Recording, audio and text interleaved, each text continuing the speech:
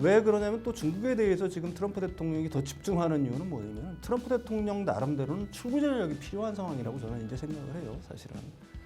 그러니까 그 미국 국민들의 어떤 관심 자체를 중국으로 좀 집중시키면서 한편으로는 이제 뭐 어느 정도 어떤 협상의 어떤 가능성들을 갖다가 좀 비치고 있는 상황들이잖아요. 그 트럼프 대통령이 1기 때의 트라우마가 있는 것 같아요. 1기 때 공약하고 2기 때 공약은 똑같잖아요. 근데 1기 때는 대부분 다 물렸잖아요. 그러니까 중국에 대해서는 약간의 제재를 하는 척하면서 결국은 다 포기를 했고 그 다음에 재선에 성공하지 못했잖아요. 이게 트라우마로 남아 있는 거예요.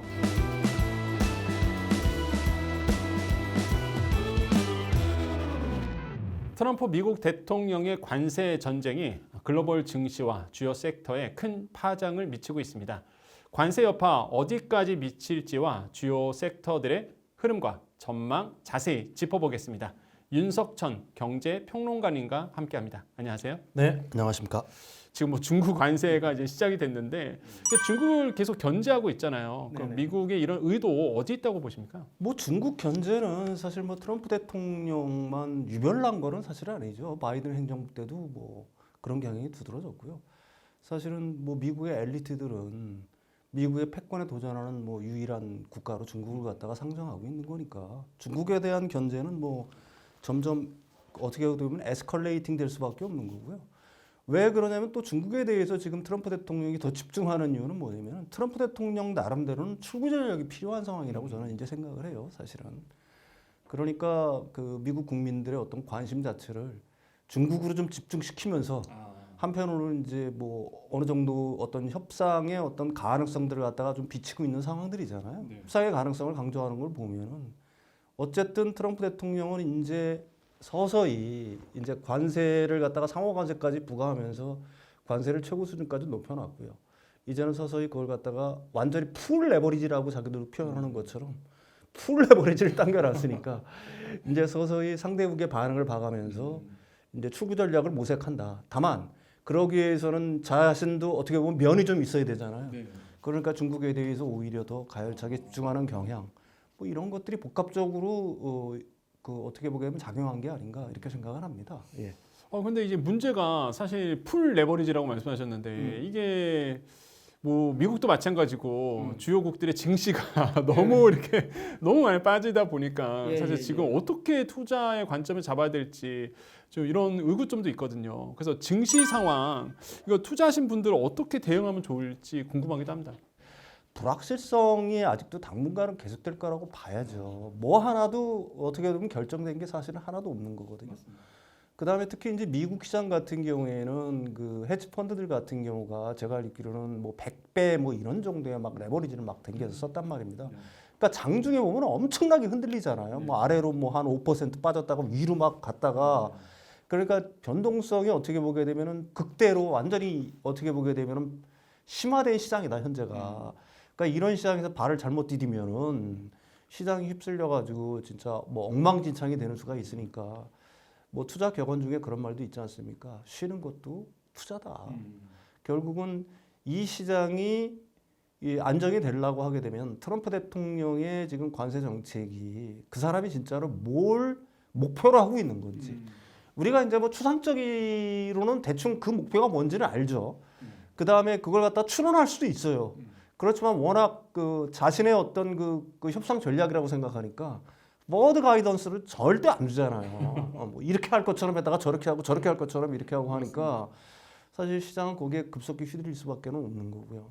그럼 만약에 이게 지금 테슬라 부분에 대해서 이제 많은 분들이 이제 또 궁금해하시는데 테슬라가 만약에 판매 호조가 나온다 그러면 뭐 저렴한 테슬라 차량도 나오고 그 다음에 이제 주니퍼도 나오고 이러면 분위기가 또 바뀔 수도 있다 이런 얘기가 나오는데 그러면 2차 전지라든지 전기차 소비 부분에서 좀 도움이 좀 일어나지 않을까 이런 생각도 있는데 어떻게 보고 계세요? 아니요, 뭐 그 지금 그 경기가 둔화되면 어쩔 수가 없어요. 그다음에 미국 내에서도 사실은 뭐 이런 어떤 테슬라의 저가 전기차들이 나오면은 시장이 완전히 바뀔 거라는 것처럼 얘기를 하고 있는데 사실은 기업이라는 거는 이미지가 굉장히 중요하잖아요. 그다음에 제가 거듭 말씀드리지만 미국의 전기차의 주 소비자층은 진보적이며 중산층 이상의 고학력 계층이라는 얘기들입니다. 다 이분들이 다 전기차를 산 거예요. 지금 테슬라 중고차 시장에서 엄청 많이 나오잖아요. 돈이 없어서 중고차 파는 거 아니에요. 그거 타고 다니면 욕 먹으니까. 그러니까 뭐 계속 그런 얘기 하잖아요. 우스갯소리로 일론 머스크가 미치기 전에 테슬라 샀어요. 예, 이렇게 들고 다니잖아요. 유럽에서도 마찬가지고요.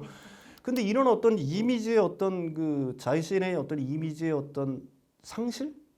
이게 단기간에 회복이 될 거라고 보는 건 무리가 있죠. 그래서 뭐 일론 머스크 자체는 슬슬 태세를 바꿔가면서 가령 뭐 자유무역을 갖다 옹호한다거나 뭐 자기도 손해니까 어차피 뭐 그다음에 그 트럼프 진영 간의 어떤 불화 뭐 이런 것들 이제 언론에 나오는 이유가 바로 거기에 있는 건데 어쨌든 테슬라의 전기차 분야는 제가 생각하기에는 당분간 어떻게 보게 되면 고전이 뭐 불가피할 거다 이렇게 봐야 되겠죠.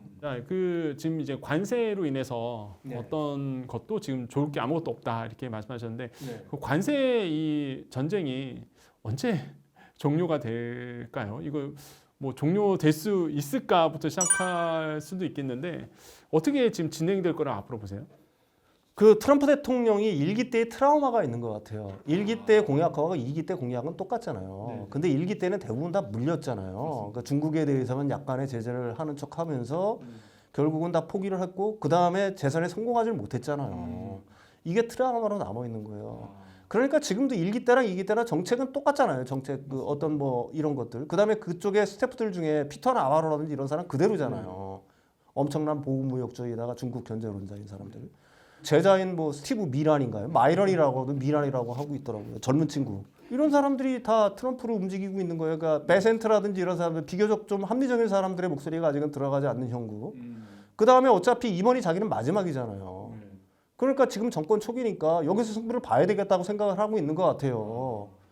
그러니까 이게 당분간 이 사람이 쉽게 물러날 거다. 어차피 지금 출구 전략은 만들고 있어요. 만들어지고 있지만 5%라든지 10% 정도까지는 낮아질 가능성이 있어요. 그렇지만 뭐 자유무역 국가라고 해서 제로 포인트를 한다거나 뭐 과거처럼 뭐 어떤 특정 품목에 대해서 물론 완전한 특정 자기들이 진짜로 필요한 거에 대해서는 무관세로 할 수는 있겠죠.